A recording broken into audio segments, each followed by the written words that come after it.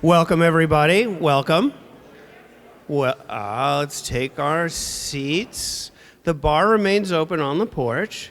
Turns out to be a spectacular night, and it's wonderful to be together. My name is Bill Valerio. I'm the director of Woodmere, and we've got a special night ahead of us. I'm very excited about it. Woodmere is blessed with a very wonderful board of trustees, and many of our trustees are here tonight, and I want to just express thanks to everyone on the board. But one of the things that makes our board of trustees so terrific is our board president, and that's that guy. Yay. Yeah. And Jim is a rock star, I think we all know. And I often tease Jim and say, if you weren't spending so much time at Woodmere, you could be a stand-up comedian. So Jim is a board chair who leads by example, who lives the mission of the institution. And I think that's what we're all going to hear about tonight. When I found out that Jim was preparing a presentation for his mom and her friends at Waverly in Gladwin, I said, hey, wait a minute. We need that at Woodmere. And Jim said, of course. Anything for Woodmere. And so that's how this night evolved, and I'm incredibly excited about it. We're going to be talking a lot tonight about stained glass, and this is an art form that Jim has been passionate about for a long time, and I think tonight's talk is, what is it about stained glass that is so exciting and so meaningful to Jim? I mean, I think all of us who work in a museum, it's our obligation to say, I love this painting of a swimming pool because, and that's why we put it up on the wall, because there's something in it that means something to us. And Jim's going to be talking about that tonight with regard to glass. I want to do a shout out to Nancy Pozell, who's sitting in the row, like the second row here.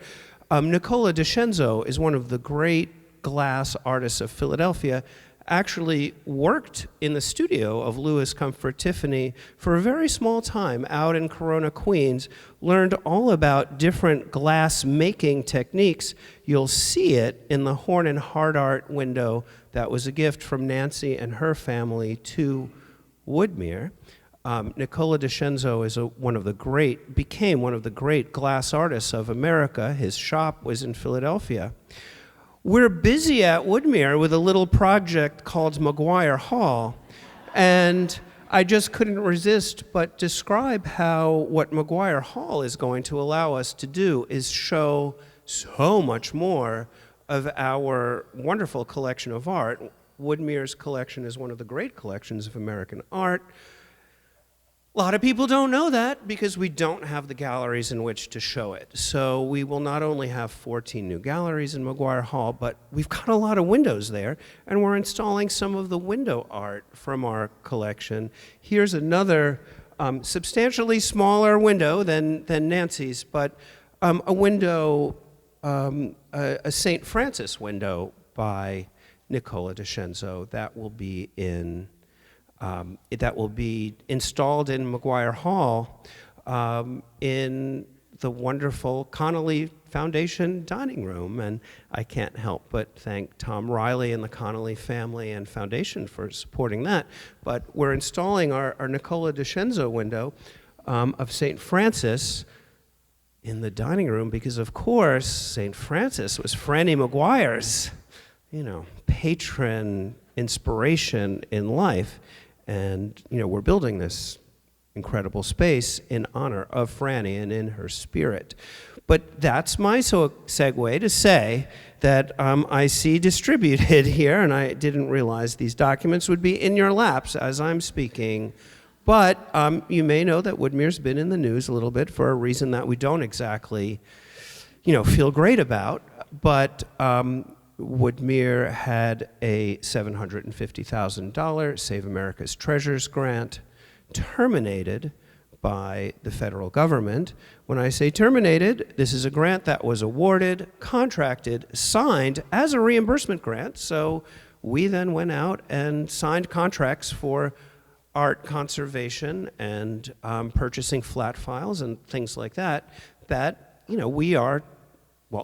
need, but that we're now obligated to follow through on. And so any contributions in that direction are very welcome. In the fall, we launched an Adopt the Art program at our annual gala, and that was, for $1,000 or $2,500 or $5,000, you could adopt a work of art, put your name on its label as the person who stewards it, cares for its conservation, its framing, and so forth into the future. We now have a whole bunch of stuff to add to that list of things that could be adopted, and that's what the document in front of you is all about, and we have members of the staff here joining us tonight who can talk to you about it as well. So we appreciate any help and support in that direction.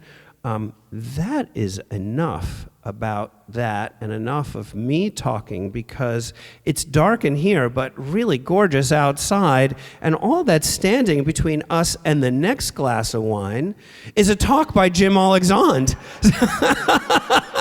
So I ought to shut up, but let's have a big round of applause and welcome Jim Alexandre.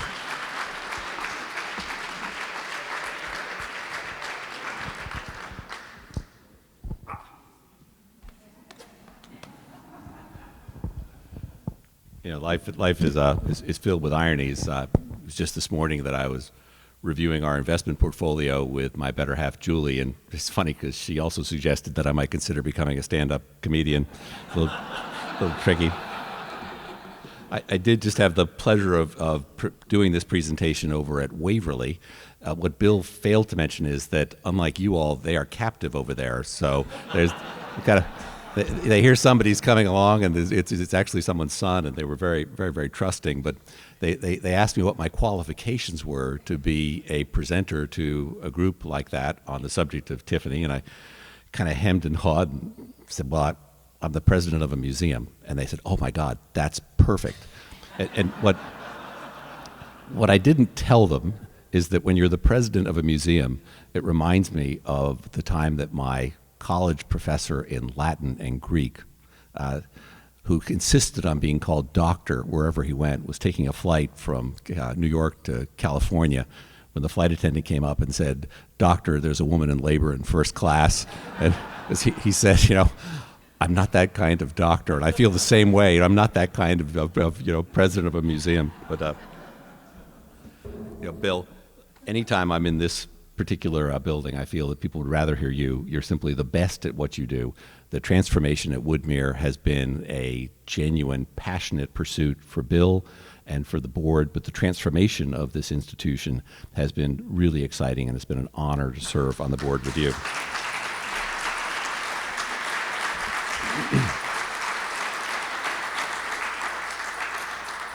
I am going to do a couple of thank yous here right at the outset. Looking out here, by the way, when you're asked to speak about something that you love, your fear is that you're going to get there and it's Julie and Bill, that nobody else comes. And so for all my friends, if I offered you $5, I'll see you afterwards. I want to thank the co-president of the Alexandre Tiffany collection, Julie.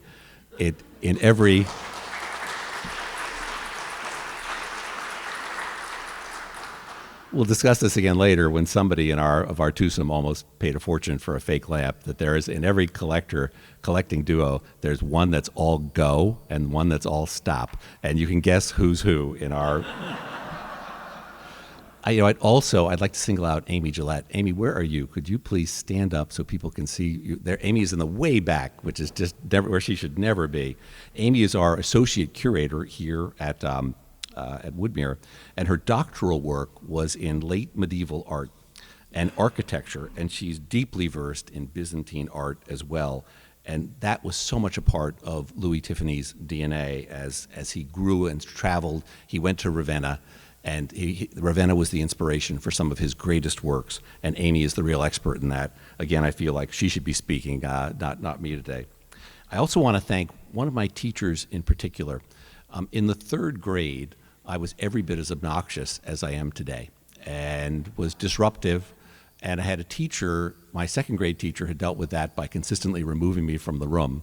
And my fourth grade teacher would go on to deal with it by asking that I be removed from the school and sent to some other place that was better suited to deal with me. But my third grade teacher, Mrs. Reed, instead took me to the back of the room when I was feeling particularly distracted and put me in front of art. And I could still tell you every painting that she put me in front of. And then amazingly, as a third grader, the adult would have a conversation with me about how I looked at art and what I saw. And I think that the love of art that I have today and that I share with you today very much comes from that moment. And sometimes I wonder if third grade teachers know the incredible difference that they can make in the lives of the children that they teach. Now I'm going to give you a word of warning. It doesn't always come at the beginning of a speech. Usually it comes at the end. I should have warned you this would be boring. But no, this is a warning that this speech is coming from a little different angle. So if you were hoping to get something on the history of glass and how glass is made, I'm kind of not your guy. I'm a passionate collector, and I'm going to come at things very much from that angle in this presentation. I'm going to focus today on Tiffany's landscape windows, but they were used in memorial settings for the most part, specifically in churches and mausoleums, and were created during a brief golden age for the world of stained glass from roughly 1893 to 1913, dates that are not set in stone. But I run the risk of misleading you, and so I don't want to do that. Tiffany believed that spirituality and nature were inseparable. He loved his landscape windows in religious settings. A landscape window, for him, could symbolize anything he was trying to say about the way he felt about the world, where we came from, where we're going. It was all there for him. Today, his most valuable and celebrated works are those landscape windows. The most valuable stolen works are also landscape windows. But he made plenty of windows with saints and angels and other figures. The money in stained glass was all in churches, synagogues, and graveyards. The great glass that we see from homes or universities was a fraction of the marketplace overall. And those figures were really safe bets. Nobody complained if there was an image of a saint up there. Largely the windows are in memory of somebody, something we're going to discuss here in just a second. Famously in Auburn, New York, and I'll parenthesize and say that when Julie and I travel together around, we will always look and see what Tiffany masterworks are anywhere near us, and we will do a deviation to go and see them. And man, we have been in some very little towns in upstate New York. Auburn was once a real hotbed and a wealthy town. It's where the Seward family was from. Today it's more known for being the site of a prison, but it also has an absolutely gorgeous Presbyterian church in which the Seward family gave one of the great stained glass windows ever made by Tiffany. It's the setting sun. It's called the River of Life motif. It has irises in the front. I have a very similar window in my presentation. But the minister felt that it was competing with him for your attention when I was trying to tell you something important. And so for many years, it was covered with a black cloth. And people, when you put a black cloth on over something and you purposefully hang a large crucifix in front of it, the message is we're not like opening this casually. And so people forgot that it was there. And years later, a group got together and said, let's restore, clean, and uncover this window. And guess what? The minister today just accepts that he's competing with what's called the double rainbow window. And if you're ever in Auburn, New York, it's worth a side trip. In the art world today, Tiffany is hot. There are 2 works made by Tiffany Studios that have made the newspaper, and I'm not including the 2 rose windows that were sold in Philadelphia that very much also made the newspapers for a lot of the wrong reasons. But the sale recently of a window in New York established that Tiffany has become one of the most valuable artists anywhere in the world. But it wasn't always so. In the journey I'll take you through today, Julie and I, as we went through that journey together, Tiffany wasn't hot. In fact, there was virtually no interest in buying Tiffany windows. By the way, when you're at an auction and you think, wow, I'm the only bidder here, usually you're better off not bidding. because there's usually something wrong that you just don't happen to know about. So it took a lot of guts to start to step up and say, no, there's something weird going on here. And I want to introduce one of my big themes for you to take away tonight, which is that Tiffany is one of the only major artists, an artist recognized as a master of his craft, and the craft in this case broadly defined as glass, whose masterpieces consistently for a long time sold at a discount to his commodity pieces. And I define the lamps, which everybody is familiar with. The lamps are the commodity pieces, and the reason I call them that is not because they were commodities, it's because when Tiffany collaborated to produce his biography, he never mentioned that he made lamps. The book is this thick, and the word lamp isn't in there. He was proud of them. They were important commercially, but they were not where he thought the art that he wanted to be remembered for. That art was absolutely in the windows. The other interesting thing is that Tiffany has gone up and down over time. So just as he's hot today, and the auction market is not the perfect example because windows were still selling for fairly high prices, but Tiffany went so out of favor after roughly 1913 and the Armory show, his tastes began to change, that his works were discarded, destroyed, sometimes purposefully broken apart for what was perceived to be the higher value of the window, the lead used to hold it together. Imagine that. So many of his great works have been lost. He's hot again today, and I hope this presentation shows why. Along the way, we're going to meet some real characters. We're going to meet some grave robbers, and we're going to meet some fakers. The world of Tiffany is never dull. This picture is actually a pretty good place to start. This is a wisteria window, and it's in the Morse Museum in Winter Park, Florida. Have any of you been to the Morse Museum in Winter Park, Florida? It's one of the great museums in America, and it is the single best museum, aside from the Metropolitan Museum, for Tiffany glass.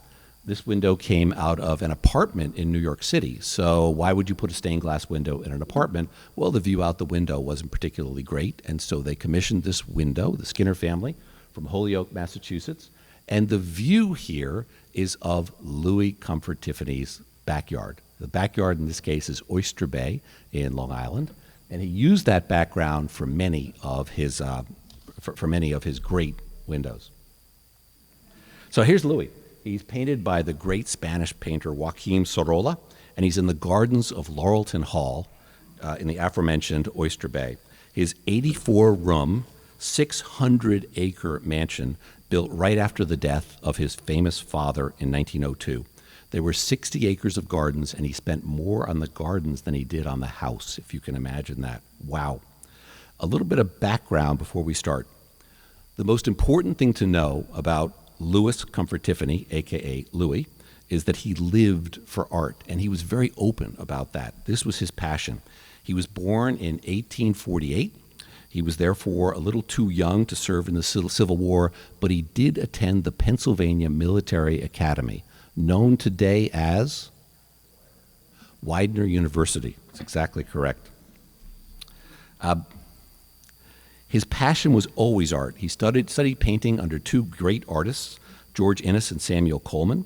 He wanted to pursue art instead of going into the family business. And in the 1870s, he began to experiment with glass because he was fascinated by how glass could begin to change the way that we perceived an image, especially if the glass was something less than perfect, which is a very odd thought. He was passionate about the beauty around us, and he wanted to portray it. He wanted to celebrate it and to use nature as his language. He was also a perfectionist, another important thing to remember about him. His personal involvement with the works of art made by his huge team, and this was a team effort, by the way, but bearing his name, were all subject to his direct review and approval. There's much evidence that his motivating drive was not profit, but was rather perfection and a love of the art itself.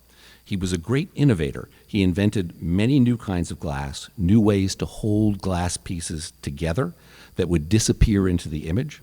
The innovative use of stacking pieces of glass called plating, which creates different colors and dimensionality in the glass. He was absolutely relentless. It has been our pleasure to collect him and get to know him better. Notice in the background, by the way, you can actually see the view from his mansion of Oyster Bay. Here's the dad. The dad, of course, is Charles Tiffany, the founder of Tiffany and Company. And I think the son's passion for quality came from the dad. What the dad was all about in establishing the great name and brand of Tiffany was initially forming a measuring means by which sterling silver could be defined consistently across great works of silver production in the United States the way it was in the UK. And he stood alone in that. He also early on handled the sale of French jewels from royal families coming out after the revolution in France and being sold in America, and did a very good job at that. So he got a reputation as the guy you go to if you have something big to sell, or the guy you go to if you have something big you want to buy. And he was a real mover and shaker, of course, and famously profitable, still is today, unfortunately. And the business was one that allowed his son the resources to really tackle the complex world of glass and make it a business. So when you need to build a glass factory at 1892 in Corota, Queens, you go to Dad and you say, Dad, I could use a few $1 million back then to build the factory. And Dad was able to do that. And it really drove the quality side of Tiffany's business, because a unique advantage for him was being vertically integrated in glass manufacture. But they had one other thing. The name obviously didn't hurt. But the other thing is, think of the relationships that Louis had growing up in that family. He knew everybody. And so as he became well known as an artist, his ability to not pick up the phone per se, but his ability to take the horse and buggy and go and see somebody and talk about his capabilities with windows was something that his competitors did not have. I'm going to begin with a story that encapsulates pretty much everything that I hope to say here tonight. So if you find this presentation boring and you leave after these slides, you'll know you got 90% of what the guy was going to say in any case. This is the First Baptist Church in Canton, Ohio. And I mentioned in my introduction that Tiffany had been in the news lately for a couple of windows, both of which are going to be in my presentation tonight. And the first one is the amazing Danner Memorial window. So this church was built in 1913 in Canton, Ohio. 1913 was the absolute peak of Tiffany's creative power. It also was an era of flourishing wealth for Canton. And the driver of the decision to build the church was a man named John Danner. This is John Danner. If I ask you, what does somebody who was one of the leading funders of Prohibition look like? The answer is John Danner. This guy was not the life of the party, but he invented the internet of the mid-1880s. It is a revolving bookcase that was designed to hold encyclopedias, and for a library, you could take up only 2 feet of floor space, not 2 square feet, but 2 feet facing of floor space. And so instead of having a long rack of required to display your volumes of your encyclopedia, instead you could have this revolving bookcase. And the revolving bookcase became a spectacular business success. And one of the things that I love about Tiffany is he introduces you to great stories like that of little businesses you've never heard of and people that you never know. What is a memorial window for, other than that here in 2025 we're talking about Mr. Danner and his revolving bookcase? By the way, during the Panic of 1897, this became the official bookcase of Russia. And the Tsar ordered hundreds of them to be distributed in libraries throughout Russia, and it helped save the company during the difficult economic environment of 1897. But John Danner was a driver of the church, and so the church decided, you know what, we're going to say thank you by putting up a window. And the window was right over the front door in that huge building that we saw. And you can see here some sense of scale. That woman is roughly Julie's size. So this is about a 16-foot window that we're looking at, and it's roughly 8 feet wide. It is the River of Life motif. It's got lots of signs that it was done with no budget. So the most basic of those signs is the color red. The activating agent in Tiffany red is gold. So if you look at the poppies here in the lower right, I've got a close-up of those on the next slide. Poppies, which of course symbolize sacrifice, recognizing all the things that he had done for the community, but they also signify I want this window to be beautiful, and I don't care what it costs. And the apples in the apple tree are the same. But the window is a motif of apple trees, and of course it signifies the bounty of John and Teresa Danner. They had 7 children. The sun is setting in the distance, or rising. The sun may also be rising. It symbolizes the passage of life. One of the unusual things, though, about this memorial window is that in the front row at its dedication, a solemn moment normally, were John and Teresa Danner, because they felt the window was better put in while they were constructing the church than waiting for John and Teresa to die and trying to do it after the fact. So they are some of the few people to actually attend the installation of their memorial window, which is kind of a nice little side thought. So I first met this window. The church was dismantled in 1990. They decided to move out of downtown Canton, which had become an unpleasant place, not a place that people wanted to go to church. But interestingly, the church community was vibrant, and it went to a new church on the outskirts of Canton in a nice brick building, and that lovely neoclassical building you saw was dismantled. And when it was dismantled, one of the questions was, what are we going to do with this big window? So they decided to call an auction house in Atlanta, Georgia, and the only way that you would do that in the world of Tiffany is if you're getting terrible self-serving advice from somebody, and that's exactly what was happening. The only people not in on the joke were the people in the church who let the window be sold that way. The window was sold for a couple of $100,000, which is an amazing thought. So I first met this window in the year 2000 when it came up for sale at Christie's with an estimate of $800,000 to $1.2 million, and was to go on to sell for $2 million. There are 2 reasons why Julie and I do not own this window today and did not own it back then. The first was that we went home and measured our ceilings and found that they were not 25 feet tall. So item A was we weren't going to be able to install the thing, and item B was we didn't have $2 million. And when you're in the auction world and you're bidding, it's very important to have whatever it is that you're bidding, because their sense of humor is decidedly below average. Well, like so many things in life, it turns out I should have bought it. This is last December in New York City. That smiling face belongs to an auctioneer at Sotheby's. Sotheby's decided that when you're dealing with the best of the best, and that window was the best of the best for Tiffany, that you shouldn't sell it with other Tiffany works and limit your market. You should sandwich it in between a Van Gogh and a Picasso and call it great art and see what happens. They did, and something happened. So what happened was, in the background, you'll see that the hammer is up at $10.8 million, which is $12.5 million all in. I'm feeling so relieved that I did not pay $2 million for it just a few years ago. A brief trek into olden days, but this is another one of the big takeaways about Tiffany and his great competitor, John Lafarge. In the world of stained glass before Tiffany and Lafarge, a piece of glass by itself could only do one thing. It could be blue, it could be red, it could be yellow, it could be black, it could be white, but it could never be a combination of those 2 things, any more than 2 drops of watercolor color can be distinct when they're on the page if they're both put there when they're wet. They can't be. What Tiffany and Lafarge figured out was how to suspend the color within the glass, and as they called it, paint with glass. But the old way of doing things peaked in terms of quality around the year 1200 when Chartres was being built, which is why we study Chartres in school as one of the great examples of stained glass on the planet.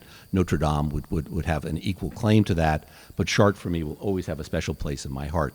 This is called the Stonecutter's window, and what it shows is, hey, wait, what's he saying about a piece of glass can only do one thing? I see plenty of colors and images on here.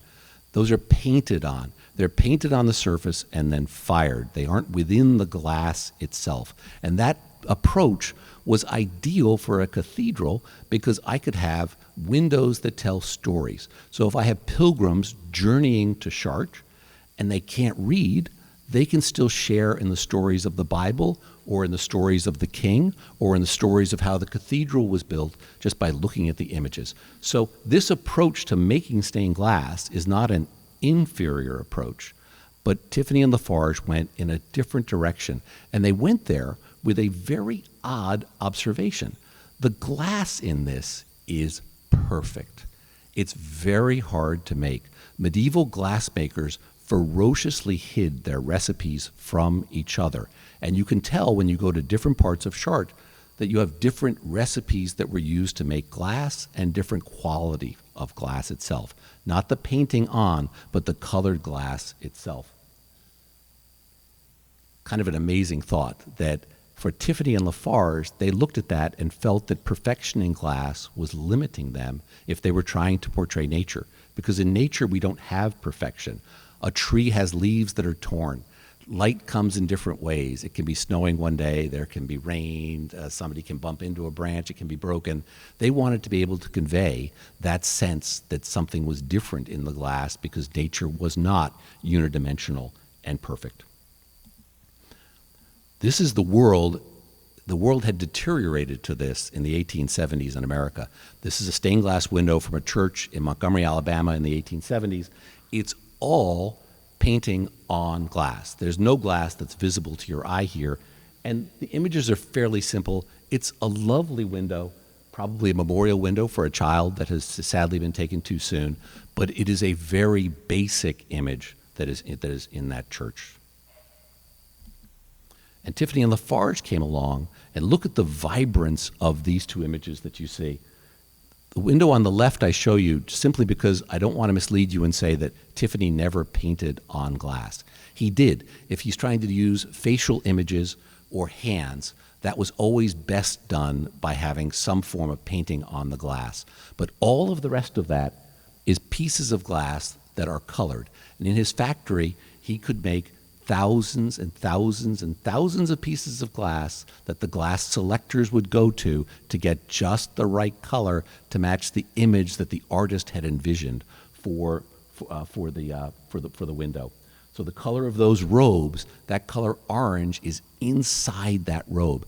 And these robes are fun. I wish I had a sample here to show you. This window, just this part of this window, would weigh hundreds of pounds. That's something called drapery glass. And the way that Tiffany made drapery glass is he took a big piece of the colored glass, and while it was still molten, he would tug at it to create the actual folds. So for Tiffany, his glass sometimes, if you run your hands on the surface of it, it's a real tactile experience.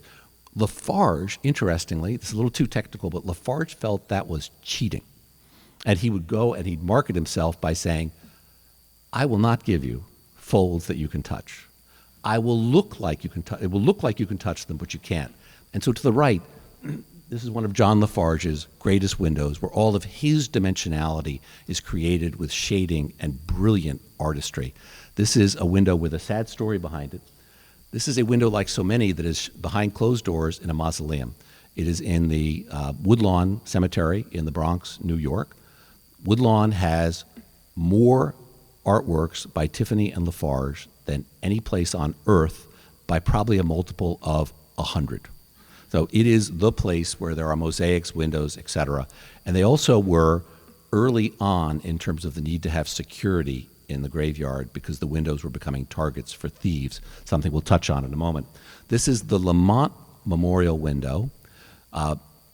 John Lamont had been the Secretary of War under Grover Cleveland.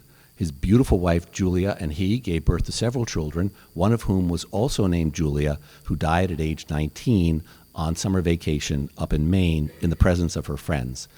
Her mother was so distraught that when they buried her, they hired Lafarge to create a memorial window. And when it was unveiled, they were surprised to see that the face of the woman looking at the grave of the child is the mother Julia's face. It's absolutely breathtaking to be in the presence of this glowing, astonishing window, which could never be done with painting on glass. It can only be done by painting with glass.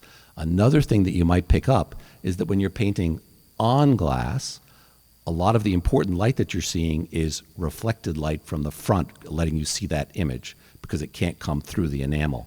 With a window of opalescent glass, the light is all refracted glass and comes through the window, creating a sense of life itself in those windows. This is an up-close example of multicolored glass. So we said earlier, under the old days, glass could only be one thing. Under Tiffany, it could be many things. And if you just look within this, you can see the palette of colors that he created. And the value that Tiffany had in his business was the knowledge of how to mix chemicals together with glass that would result in blue and pink and white being in the same glass. And he created a big sheet of it, which people could go into for the years and say, I'm looking for a piece of glass that's got a little pink, a little blue, a little white. I'm going to go over there. There's the piece that I'm looking for. And they would cut out just the piece that they wanted. But if you're looking to make a green that looks just like a palm frond in sunlight, there was a chemical recipe for that. If you're looking to create the same palm frond only in shadow, there was a recipe for that. And so this was the barrier that he had to his business, was the ability to do all that. There is in this one of my favorite kinds of glass. This is how weird you get when you start loving Tiffany. If you look at this glass here. So that glass is called confetti glass or fractured glass. And what they would do is take a clear piece of glass or colored and sprinkle shards of glass in it while it was still molten, and then roll it out. And it creates a dappling or depth of field effect for the window when the window itself is on display. I'm going to spend just a couple of minutes talking about how he made his windows, but I have an aside here.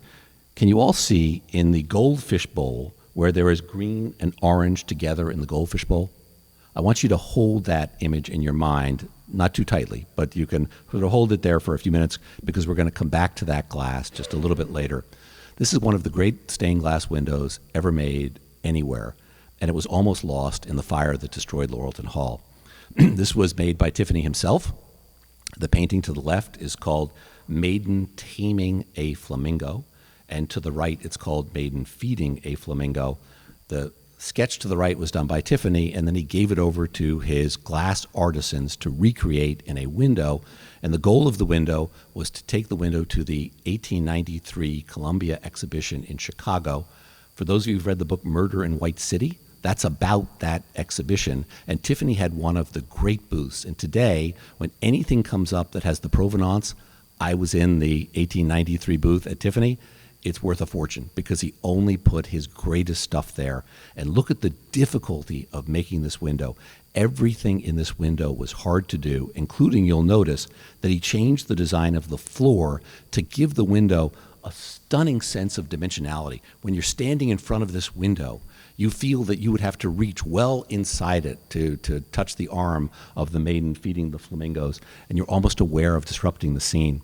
You might ask yourself, who on earth would have a goldfish bowl overhanging a fountain and put them in a window? And the answer was, Tiffany, in his apartment in New York, had a goldfish bowl overhanging a fountain. So he actually used the image in his own apartment to create this. So if you're given the task of putting this window together, you've got to go and pick out the glass to make the window itself. So you start with a sketch. The technical sketch you use has cut lines on it, and underneath it, it has the color that the artist is trying to get. But if two windows were done side by side that both had the same image, they'd end up looking different because no pieces of glass are exactly the same. And that's one of the magical things about Tiffany. But I mentioned earlier that the barrier was the ability to make glass. Picture this picture times thousands. He had thousands and thousands of sheets of glass. Name any color, and people knew where they could go to find it. What's interesting is that he felt that the best pickers in that palette were women. And so there are the Tiffany girls who were the cutters and pickers of glass because Tiffany came to believe that women had a better sense of color progression naturally than men did. And he paid his women very well. Clara Driscoll, who was the head of this department, was the highest paid woman in the United States when Tiffany was in business. Final assembly was done by the guys. You need somebody to do soldering? I know just who to call. And I somehow suspect that if they were cutting that drapery glass, it was the guys. I'm now going to show you a couple of really fun installations for Tiffany. The driver of his business, I mentioned earlier, was memorial in nature, windows in churches, but you can find his works in banks, lobbies, universities, and in the mansions of industry leaders, where some of his most magical works came from. But the most magical of all came from Laurelton Hall. The last window I showed you, after it was displayed at the Columbian Exhibition, was put on display in his store, and then when he built Laurelton Hall in 1902, he moved it into his living room. Now imagine this, you're 34 years old, and your first assignment, as Tiffany started out, he was more of a decorator who could do glass, who could do mosaics, who could do furniture, who could do painting. He's just starting out in business. We're in the early 1880s, and he has just finished doing Mark Twain's house. And the President of the United States hears, not, by the way, the team doing decoration at the White House, the President hears that he has done Mark Twain's house and decides he's just the guy to buff up the White House. 1882, who is the President of the United States? Who said that? Amazing. We have a genius in the front row. That is exactly correct. And Chester Arthur became president because Garfield had been assassinated. So he comes into the White House, and the first thing he finds is, whoa, this place has not been decorated since the 1840s. And in the 1840s, one of the things that happened was the president, I think it may have been Tyler, said, it's drafty in this place. The front door, which when you're looking at this picture is behind you, the front door was constantly open because people could walk in and ask to see the president or one of the cabinet secretaries. There were visitors coming in all the time.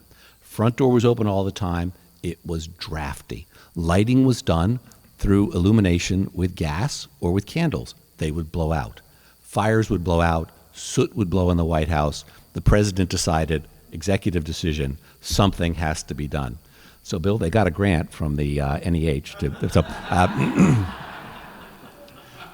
So they hired a basic iron worker to build this screen. Notice that there's no door in this screen, to basically cut off the main lobby from the lobby that goes between the East Room on one side and the State Dining Room at the other side.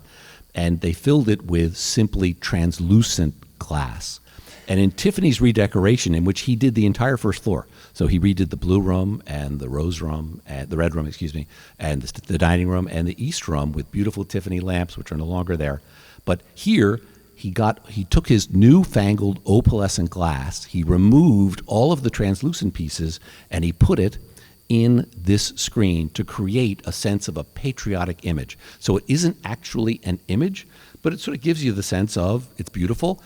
It's got a little red, white, and blue. It feels patriotic, so it worked just right for the White House. This wonderful painting is painted in 1891 when Benjamin Harrison was the president who may have had the single least creative nickname ever given to any president. Benjamin Harrison was 5'6", and his nickname was Little Ben. I mean, you got to be able to do better than that. I don't care what it is. And Little Ben was not exactly an innovator. This is showing the first ever illumination of an electric light in the lighthouse, which happened in 1891. And Little Ben was asked, Mr. President, would you like to do the honor and throw the light switch? And he said, no, that is how you die. That's kind of true story. You can't make that up. So he felt that the devil existed in light switches, and if it was powerful enough that it came from something like lightning, he wasn't going near it, and he never turned on a light switch his entire life. Now, what happens in 1902? We have another president come into the White House following an assassination. It's Teddy Roosevelt.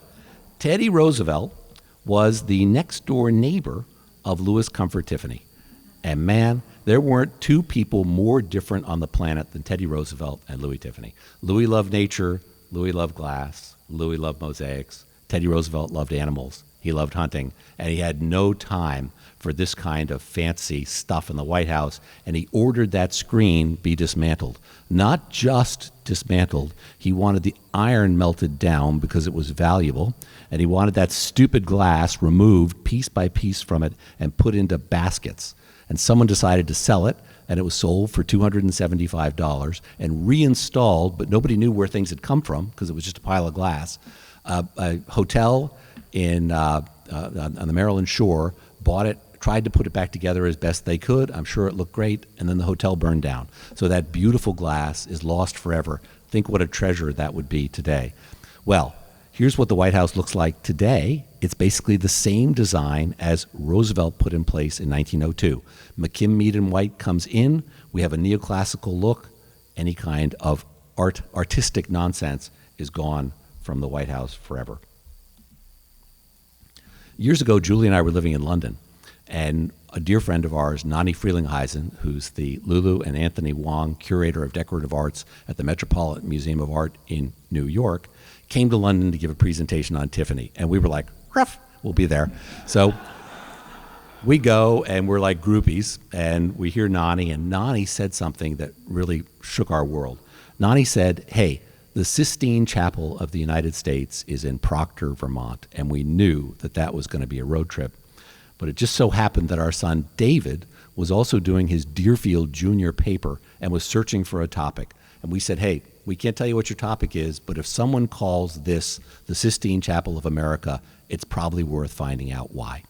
So David decided to write his paper on the windows, and off we went to Proctor, Vermont, when David started his spring break to check things out. And here's what we found. This is the first window that we found. It's called Summer. It's a view that the Proctor family loved. So Proctor, Vermont is a family town, a company town. It is the home of the Vermont Marble Company, which was the largest marble company in the world and the premier supplier of marble in the United States. And it was very profitable. And the Proctor family, which owned it forever, used the funds that came from that successful venture to dabble in real estate. They own the mountain in the distance called Mount Pico, which I believe is where Killington is today. But it is, they had a lot of property up there in Vermont. And this was one of their favorite views. And they took a picture of it and sent the picture to Agnes Northrup and had her create the image. So they were quite precise in what they wanted. This is done by the son, Fletcher, in honor of his father, Redfield, and we're going to come back to this window in just a few minutes. This is the amazing autumn window. It's one of those windows that you can understand why a minister might feel, gosh, the competition here is kind of tough. And this is the spring window, which completed the threesome. The winter window was done by a different manufacturer and is not quite as good. So we took David to visit this wonderful sighting, and I'm going to see if I can go back here. And David said, as we pulled into Proctor, Dad, do you mind? I've got to go to the library and find a woman named Mrs. Kennedy. So we go to the library, we find Mrs. Kennedy. David walks up and says, Mrs. Kennedy, my name is David Alexandre, and I'm here because I owe you $1.75 for the copies that you sent me. You asked me to come and pay you back if I came to town. Well, I'm in town, and so I'm going to pay you back. With which he turned to me and said, Dad, do you have $1.75? And Mrs. Kennedy was so surprised, she said, I want you to know something. I've been here for 25 years, and no one has ever come and said, here's your $1.75. Would you mind coming back after lunch? And we came back after lunch and discovered one of the great troves of information on Tiffany ever uncovered, which had been unknown up to that date. And the Metropolitan Museum ended up doing an article that was based in part on that trove of documents. And it was the correspondence between a very angry Fletcher Proctor and Louis Tiffany about the cost of this window and how he'd sent him a photo, and that in the photo there was not a colorful tree on the left-hand side with large branches. He wanted to know how much that tree cost and could it be removed. And Tiffany sent him back a note and said, it can be removed. $25 savings. Somewhere in this image there was meant to be another tree that got taken out, and we learned in the course of that Tiffany's work with his clients was iterative. It went back and forth. It was based on what you could afford. And while we think of this as great art today, what's the name of this art? It's called decorative art. And the reason it was decorative art was back then, this was, I'm commissioning you to do this. This is a business. I'm asking you to make changes, and you will. And it was a really wonderful discovery that David made in the course of doing that. There's a moment when you realize that Tiffany is somewhere in your soul, and this window is that window for me. It's in the collection of the Metropolitan Museum of Art, and there's something about it that is just magical. This is called the River of Life window, classic memorial type scene. It was made for a mausoleum in Green Lawn Cemetery. It has irises in front, the symbol of faith and hope, and it has magnolias up above. And this is a particularly beautiful part of the world for magnolias here in Philadelphia. And we all know from looking at magnolias that they symbolize the transient aspect of beauty. When they're in bloom, gosh, they're just the best. And 3 or 4 days later, they begin to oxidize and they lose that beauty. But while they're in bloom, there's something to appreciate. Here, for each one of these petals, he's used that drapery glass that I spoke about earlier. So if you put your hand along this, you'll feel it's like running your hand along a mountain ridge, and it just brings these beautiful petals alive. In the 1970s, windows began to disappear from mausoleums in Greenwood and other places. And the Frank family knew that they had a window that was absolutely target one for thieves. And they decided that the best thing to do was to donate it to a museum. And so they got all the family together. It's complicated. When you want to take a piece of art out of a mausoleum, I don't care what your motivations are, it's not as simple as saying, excuse me, we probably don't have any people that run major cemeteries here. We actually do in the front row. But excuse me, but I'd like to take out that window. I'm worried it could be stolen. So the answer is no. You need to have a document signed by all the family members who are potential heirs and able to be buried there. They all have to agree and sign the document, and then a judge has to rule that it's something that can be removed. And thank God they did it, and they donated it to the Metropolitan Museum. It's the Frank Memorial window. It never was stolen. It went straight to a museum, much to the frustration, I'm sure, of some awful thief somewhere. Not all mausoleums were so lucky.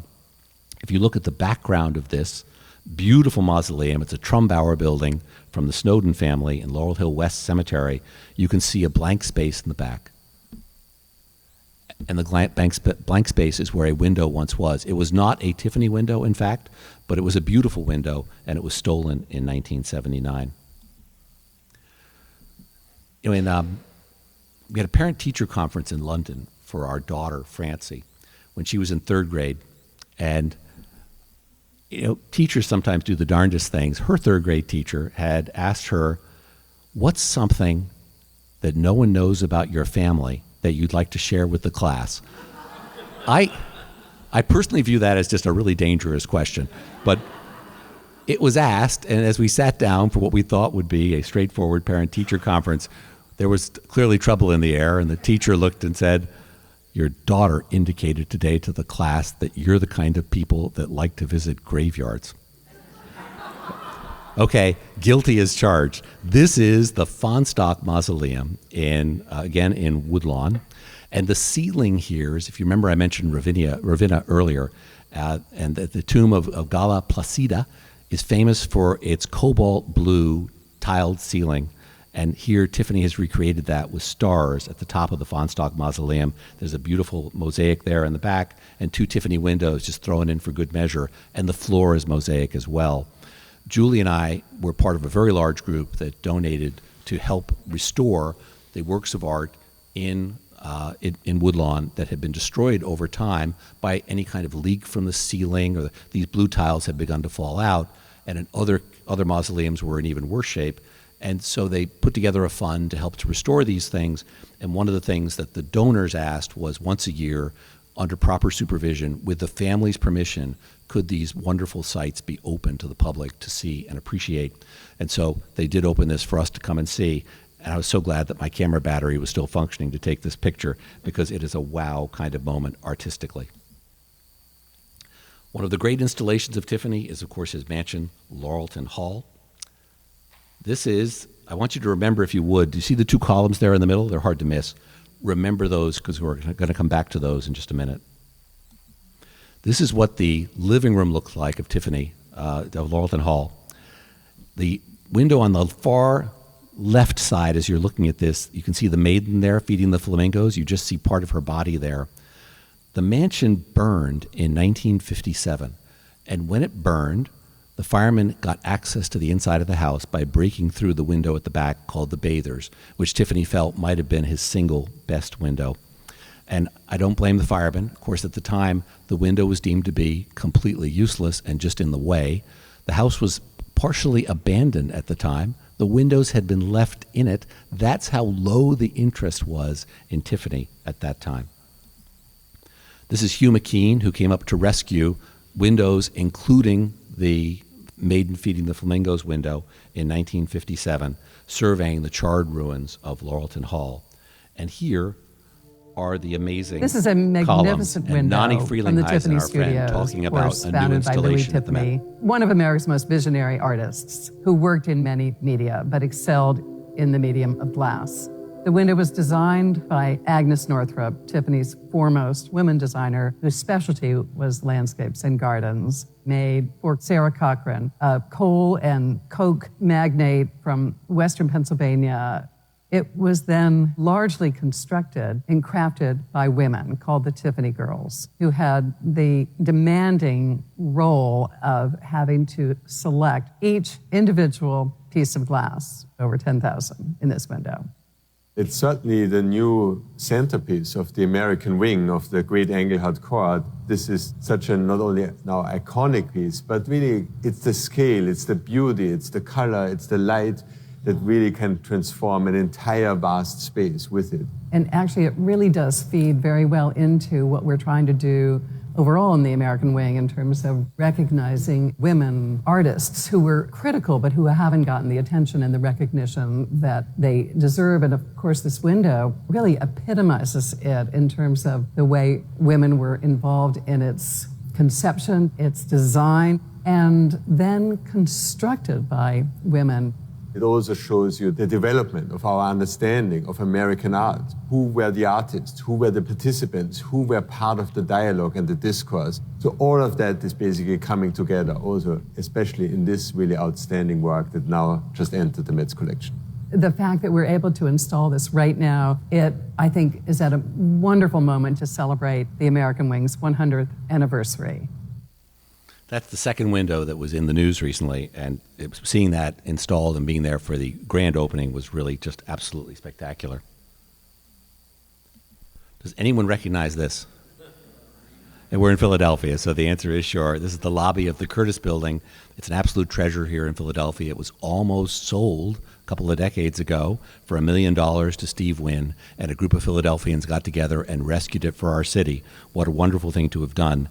It's a mosaic with several 100,000 pieces in it, and if you look at the peak of the mountain up there to the left, I'm going to show you a close-up of that because it just shows you how hard this was to do.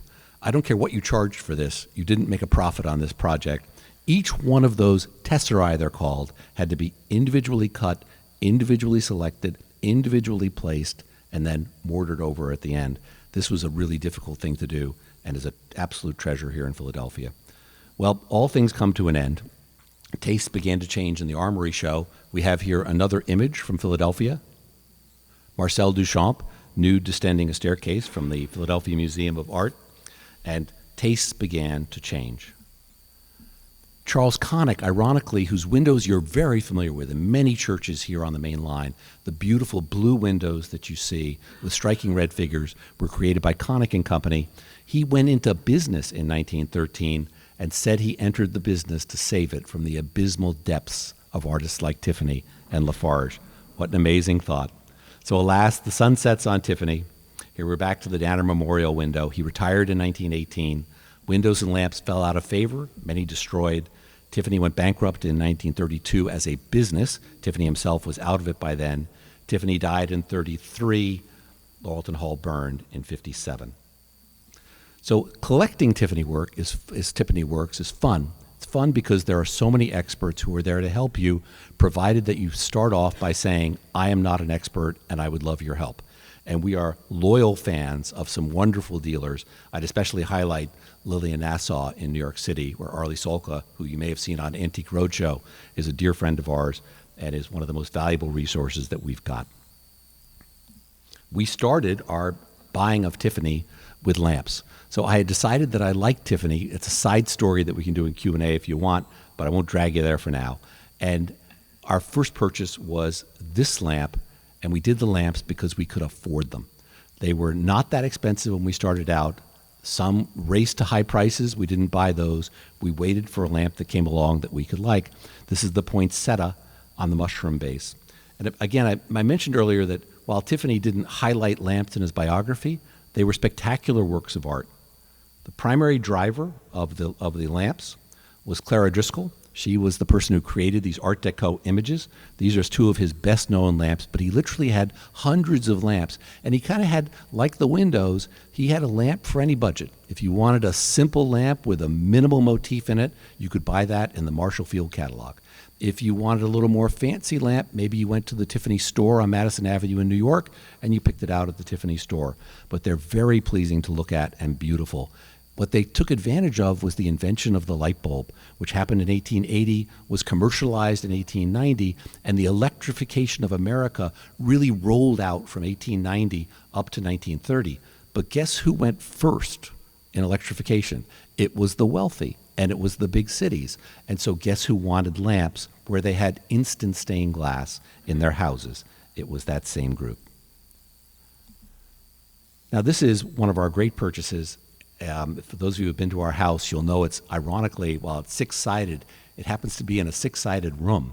And people go, well, was that made for your room? And the answer is no, it was not. It was made by Tiffany according to a story that all collectors share, which may or may not be true, which means, by the way, I wouldn't bet on it.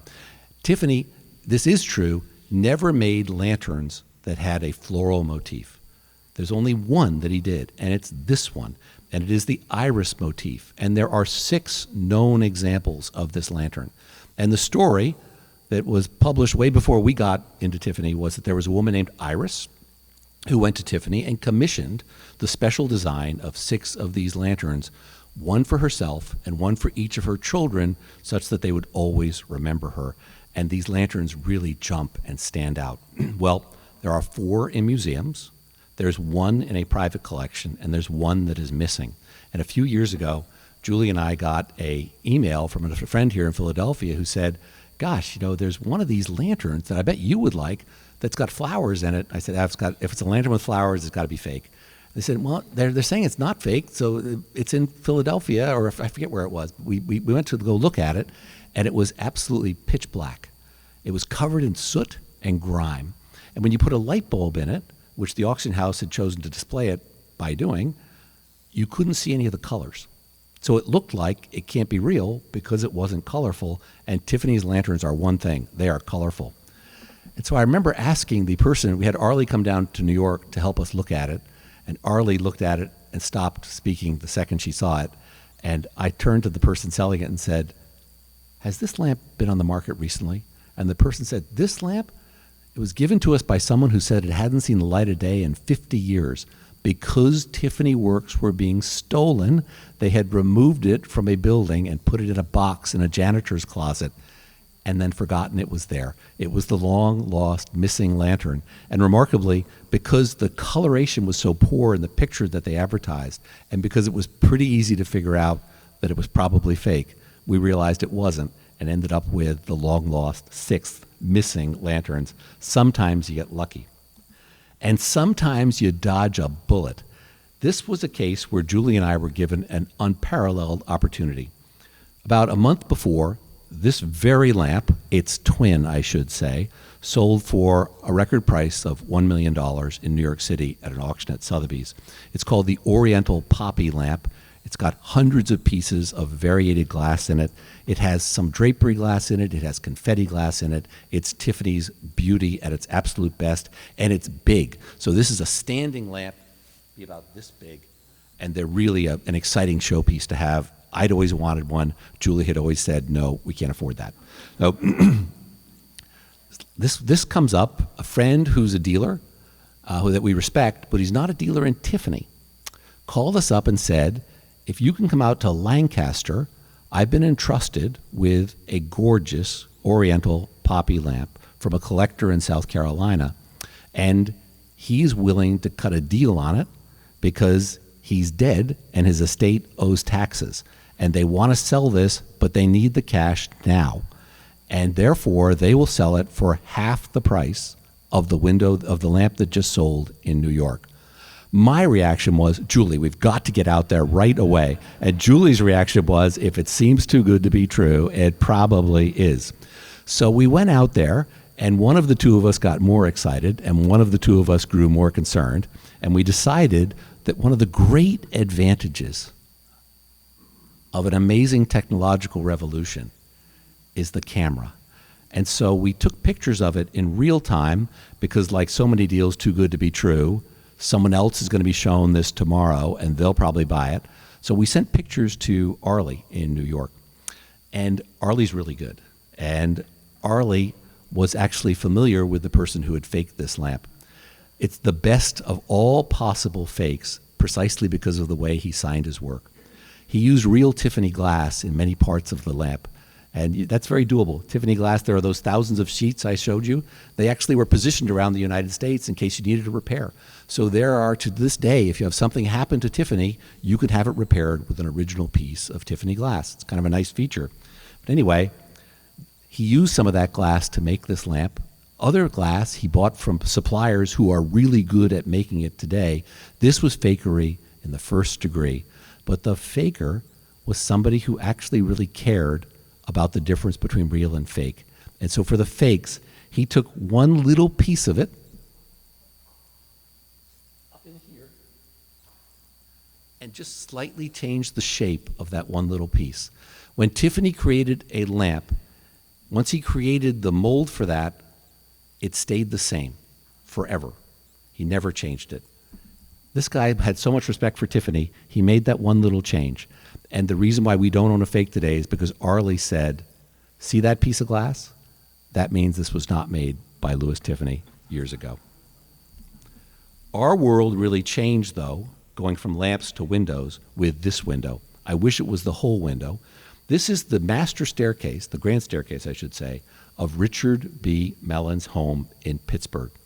I do find it interesting, by the way, that the Cochran window was also from Pittsburgh. This window is from Pittsburgh. Philadelphia, we don't do that kind of thing. You know, it's interesting. There are beautiful windows here in Philadelphia. There were very few that were domestic windows made by Tiffany. We're just a little more low-key here in Philadelphia. But, you know those Mellons, they wanted to show it off. So here, the house was built in 1905. Agnes Northrop did the design. Tiffany personally supervised the glass and personally supervised the installation of this window. And in 1942, when the house was torn down because big houses were simply too hard to keep up, and the town decided it was better to turn this into a park, this window was removed to be shattered. And shattered for the value in 42, which was the value of the lead. So this was the window I was referring to earlier. And this little piece here ends up showing up at an auction at Christie's.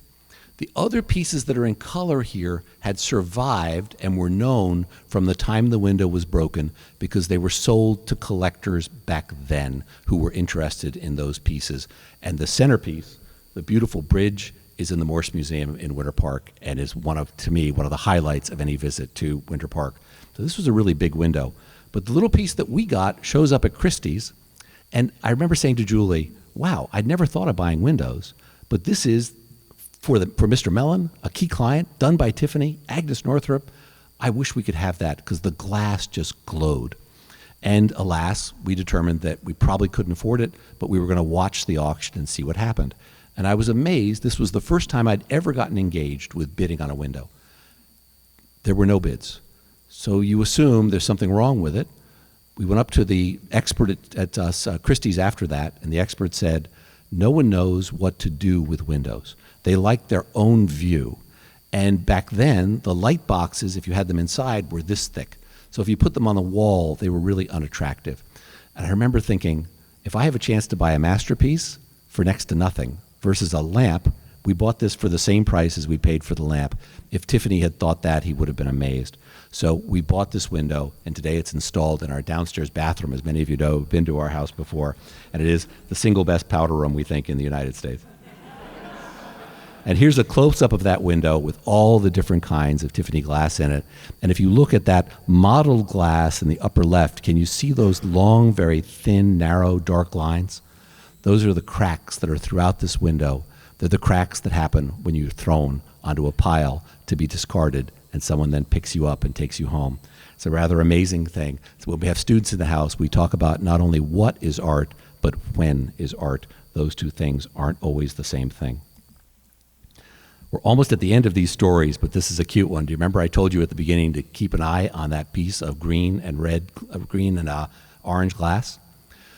So about 20 years after that window was made, a transom window was ordered, we think for an estate in Newport. And the theme was going to be parrots. And the parrots are conversing over beautiful berries in the tree. I absolutely adore this window. And that piece of orange and green glass is just breathtaking. The story behind this window is amazing. There was a woman who lived in Long Island. She passed away. Her family called Sotheby's and said, provided you could have security in the house before 5 o'clock tonight, when we have to leave, you could have the sale of my mother's 11 Hopper paintings. She had been a childhood friend of Edward Hopper and had a fantastic store of Hoppers, but you couldn't see them because sadly she had developed a mental disability and things were hidden behind large amounts of trash and garbage in the house. And at the bottom of one of those piles of trash was discovered this window. And it had been deformed, which happens when you have a window that lies on its side. You always move them vertically. But that can be fixed. So the window got fixed, came for auction, and we were delighted to buy it. But it was years later when I realized, wow, when this was made, I could hear the women saying, hey, for this parrot, wouldn't it be cool if we had green and orange? Where's that piece of glass that Louis used years ago when he made the goldfish bowl? This is our last window to discuss. This is called the Briggs window. It's our best window. It was in the home of the president of Tiffany Studios, Joseph Briggs. It also circles back to the concept of thievery and what that means for a marketplace. This was offered at Sotheby's. It was another case where, I know it sounds like I'm making this up, but we got a call saying this will be a window that will set the record for all Tiffany windows. Do you and Julie want to be involved in this? Because we had bought numerous windows at that stage. And at the price he was quoting, we were living overseas, and not only could I not afford it, we had no place to put it because we didn't have a permanent home. We were in London.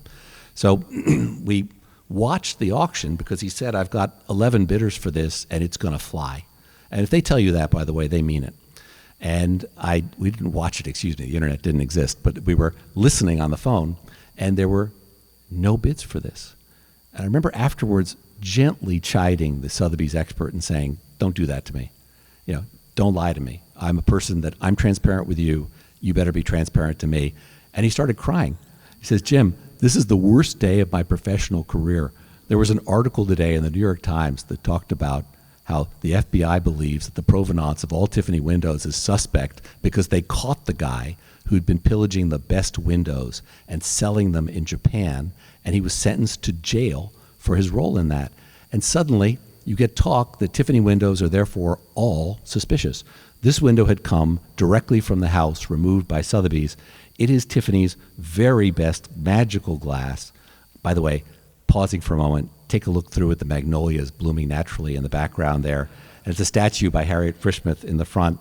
Of course, Woodmere has works by Harriet Frischmuth as well. She was a Philadelphia artist. A close-up of the amazing trumpet creeper vine. And there's what the whole window looks like. When it failed to sell, it is the fastest I have ever moved to get myself to New York, to make sure that the window was okay, to establish that the paperwork was perfect, and to use my line of credit to pay about 1/5 of what they'd hoped to get for the window. And of course, as I walked out the window, I thought, you idiot, that's way too much money to spend on a window. I've never been happier, and it brings me joy every single day. Thank you all so much for hearing our story.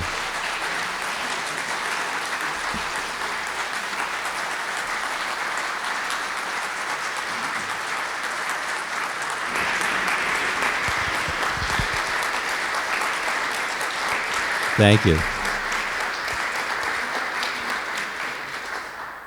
That was absolutely amazing. Jim is just as mesmerizing in a finance committee meeting.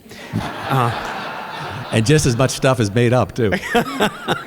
But does anybody have any questions? I think we have some. Here, we'll go to Sam and then Tim. You mentioned early on that Tiffany was interested in painting, fine art, and that you had a passion for arts in general. Was he influenced at all by any other glass artists that were painting on glass? For instance, Gauguin in the 1880s or so was doing paintings on glass. So the answer to that is no. He was absolutely influenced by Impressionism, but he wasn't influenced by other works in glass that were modern. But he was very influenced and interested in ancient Roman works. So do you remember that poinsettia I showed you on the mushroom base, the first lamp that we bought, that has a feature called dichroic glass. When it is off, it's green. When it's on, it glows in that rich golden hue. And that was an effect that glass took on naturally when the Etruscans buried it.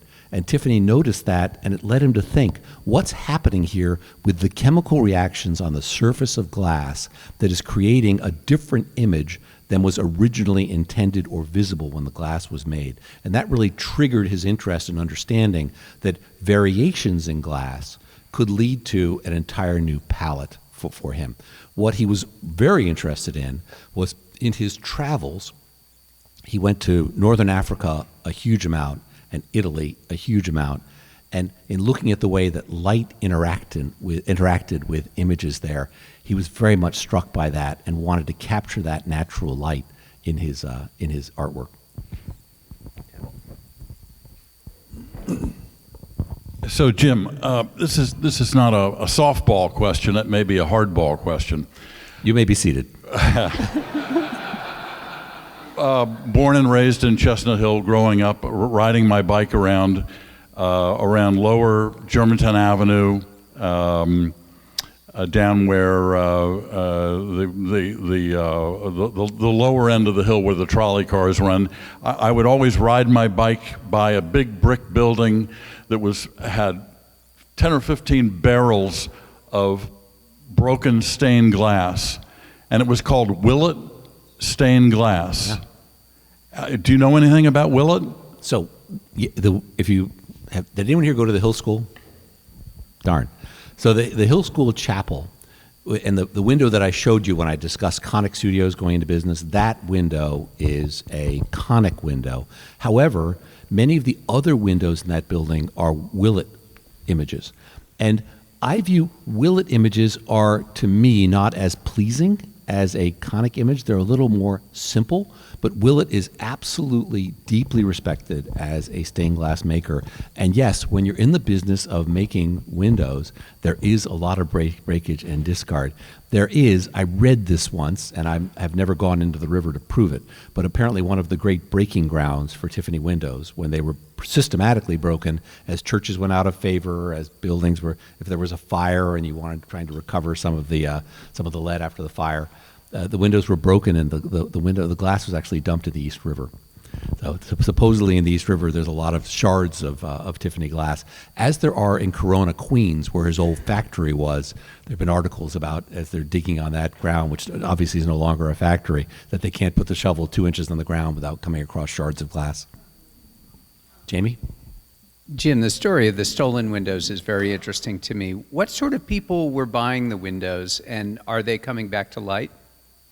So the biggest scandal in that was that the person who was sentenced to jail stole magnificent windows. And that Frank window is a perfect example, but it wouldn't be the only example that was like that, because there was a great market for them in Japan.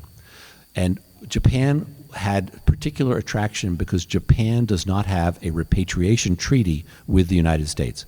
So if you go to Japan and you say, hey, that's the window was in my family's mausoleum, the answer is, how interesting. It is not, here's your work of art back.